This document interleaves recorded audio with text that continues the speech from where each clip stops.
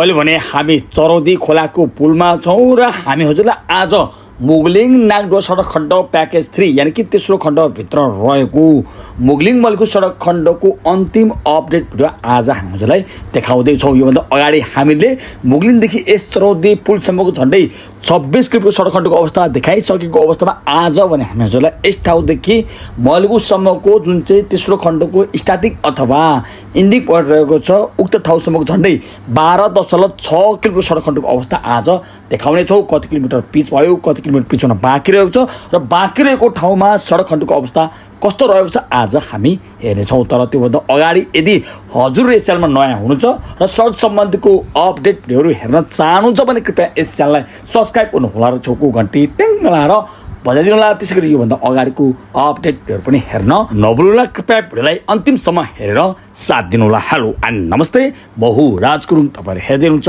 हजुरकै आफ्नै YouTube channel Gandaki TV.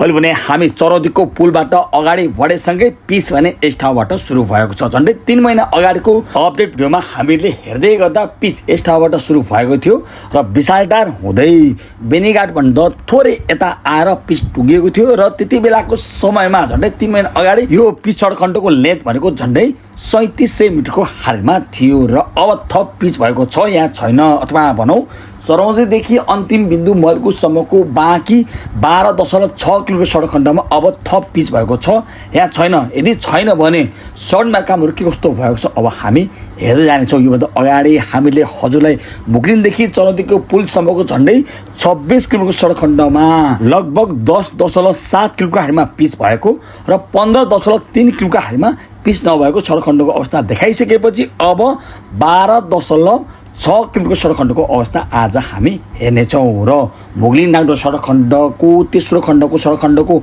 Length भनेको 38.6 kilometre हारीमा रहेको छ र यो सडक खण्डमा पछिल्लो समयमा सडक मार्गको अवस्था कस्तो रहेको छ आजको यो अन्तिम अपडेट हेरिसकेपछि हजुर सहजै अनुमान लगाउन सक्नुहुनेछ। मुगलिङ नागडुवा सडक खण्डलाई 3 खण्डमा विभाजित गरेर सडक मार्ग कामहरू भइरहेको अवस्थामा पहिलो खण्ड रहेको छ नागढुङ्गादेखि नौबिसीसम्म, जसको लेन्थ भनेको 12.26 किलोमिटर हारीमा रहेको छ र दोस्रो भनेको नौबिसीदेखि मलगुसम्म रहेको छ 43.54 किलोमिटर रहेको छ र यो चाहिँ तपाईँको सबैभन्दा लामो खण्ड रहेको छ।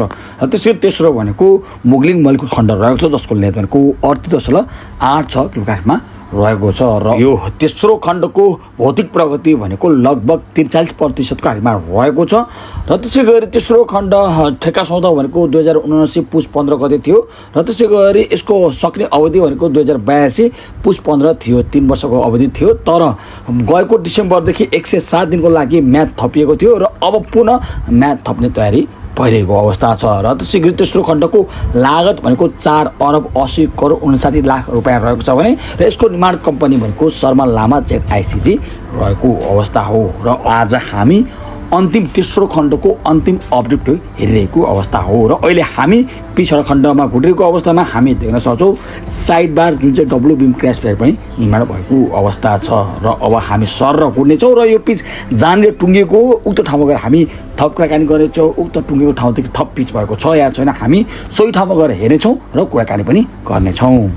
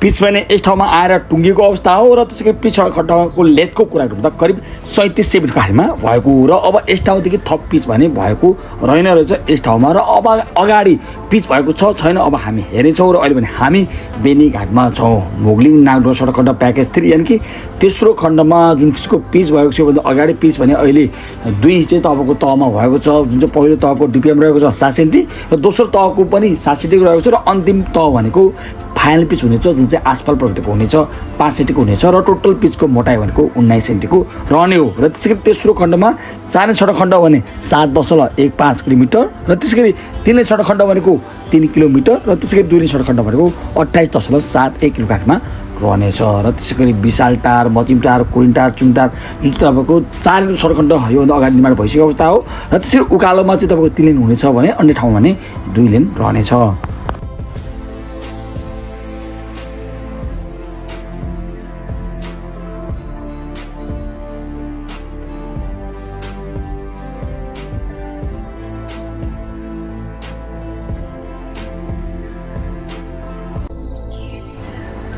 बेनीघाटबाट थोरै अगाडि आइसकेपछि हामी दिन सक्छौँ पुरानो पुलको लेफ्ट साइडमा अहिले नयाँ पुल निर्माण सम्पन्न भइसकेको अवस्था छ। दायाँ बायाँ अहिले एभरेज पनि भएको छ भने तर अहिले अस्थायी रूपमा सवारी साधन गुडाउन सक्ने अवस्था भएको भए तापनि गुडाएको भने छैन र यो चाहिँ तपाईँको अन्तिम पुल रहेको छ।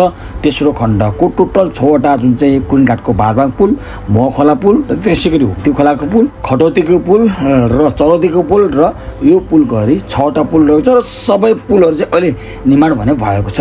कुन चाहिँ बाँकी रहेको छ भन्दै गर्दा चरौतीको पुल र त्यसै गरी हुक्ती खोलाको पुल भने अहिले निर्माणाधीन अवस्थामा रहेको छ जुन चाहिँ निर्माण सम्पन्न भने भएको छैन र अब हामी यस ठाउँदेखि अगाडि बढ्नेछौँ र अगाडि पिच भएको छ या छैन यदि छैन भने निर्माणको अवस्था कस्तो रहेको छ अब हामी हेर्दै जान्छौँ। र विशेष गरी यस ठाउँदेखि अगाडि बढ्दै गर्दा सडकमा एकदमै धुलो र त्यसै गरी अस्तव्यस्त र हिलो धुलो भएको कारणले गर्दाखेरि यस ठाउँमा सवारी साधन चलाउन भने निकै नै अप्ठ्यारो महसुस हुनेछ विशेष गरेर दुई पाङ्ग्रे सवारी साधनलाई। त्यसैले यस ठाउँमा विशेष ध्यान दिएर सवारी साधन चलाउनु होला र अगाडि बढ्नेछौँ। सडक खण्डको अवस्था कस्तो रहेको छ अब हामी हेर्दै जानेछौँ।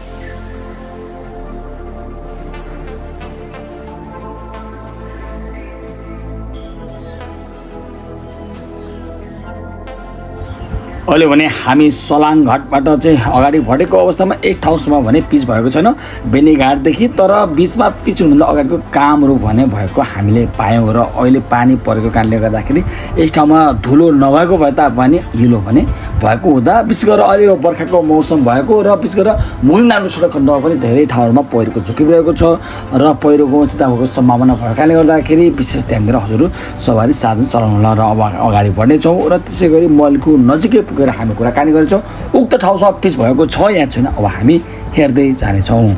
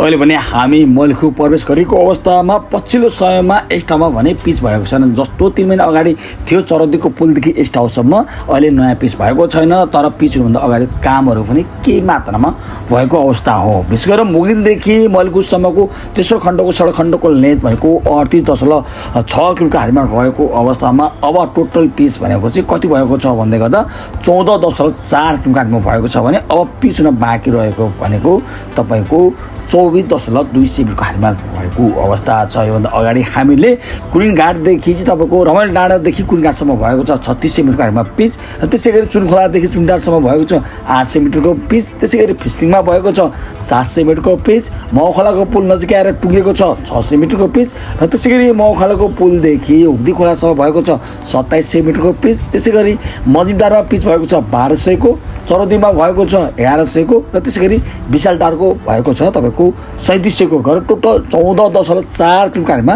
पिच भएको छ र अब पिच हुन भनेको 24.2 सेमिटरमा रहेको छ र भौतिक प्रगति भनेको अहिले तेस्रो खण्डको 43% को हालमा रहेको छ। र अब भने हामी अन्तिम बिन्दुमा आउँदै गर्दा म फेरि पनि नमस्ते अनि धन्यवाद भन्न चाहन्छु भिडियोलाई अन्तिम समय हेरेर साथ दिनुभएकोमा र मुगलिङ नाग्दो सडक खण्डको तेस्रो खण्डको अन्तिम अपडेट हेर्दै गर्दा हजुरले मुगलिङदेखि मलखुसम्मको खण्डको सडक खण्डको अवस्थाको बारेमा हजुर धारणा के कस्तो रहेको छ आफ्नो कमेन्ट्समा लेख्न सक्नुहुनेछ। र म फेरि पनि नमस्ते अनि धन्यवाद भन्न चाहन्छु। र यदि हजुर यस च्यानलमा नयाँ हुनुहुन्छ र सडक सम्बन्धीको अपडेट भिडियोहरू हेर्न चाहनुहुन्छ भने कृपया यस च्यानललाई सब्सक्राइब गर्नुहोला र छेउको घन्टी टिङ लगाएर बजाइदिनु होला। त्यसै गरी योभन्दा अगाडिको अपडेट भिडियो पनि हेर्न नभुल्नुहोला। अब भने हामी अर्को अपडेट साथ भेट्नेछौँ। तबसम्मको लागि स्वस्थ रहनुहोस्, व्यस्त रहनुहोस्, मस्त रहनुहोस् अनि स्वस्थ रहनुहोस्। धन्यवाद।